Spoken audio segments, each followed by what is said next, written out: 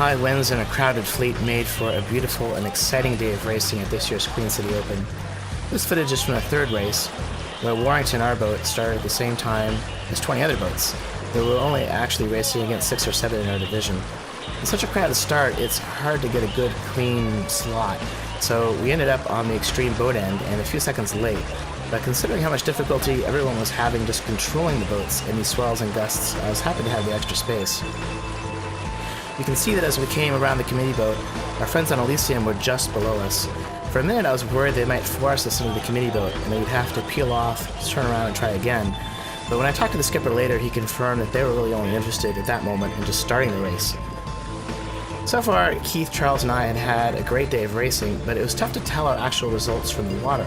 We weren't even sure who we were racing against, but we did know that we hadn't made any major mistakes, and that we seemed to be beating all the boats that we knew for sure we were racing against. The good thing about being on the starboard end of the start line is that at least you can control when some of the other boats tack over to the right side of the course, and you also control the first crossing after you make the second tack, theoretically. So I decided to take advantage of this by tacking over shortly after the start.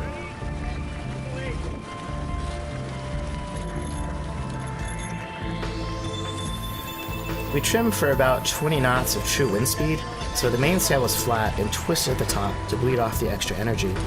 But Charles was struggling to keep the jib trimmed in extremely tightly. The tacks needed to be fairly fast because the waves and the wind would stop us dead if we stayed pointed to the wind for any time at all.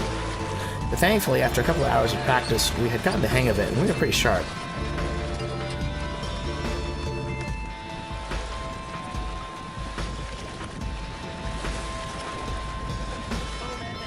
The first mark rounding was pretty uneventful, except that the wind had shifted around so much that after we rounded and went into a deep reach, we met the intercepting boats that were still approaching the mark we had just left.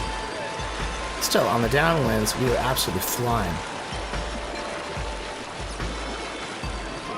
You can see here we have right of way over this boat that's coming up on us. But still, I did duck down a little bit just in case he didn't see me. We took a hard jibe on the leeward mark that just missed Keith's head, and it settled into the last windward beat of the course.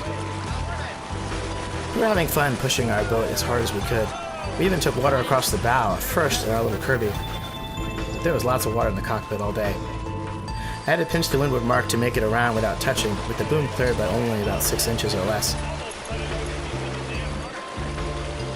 Wing on wing, running downwind, we surfed down the front of the waves. This is probably the fastest this boat has ever gone. Probably in its whole history. We were exhilarated as we crossed the finish line, reasonably confident that we finished on the podium. As it turns out, we won our race by 4 minutes against 8 other boats. At the post-race party, we took our yellow flag and celebrated with our families. Please subscribe to this channel if you want to see more Lake Ontario racing, and thanks for watching.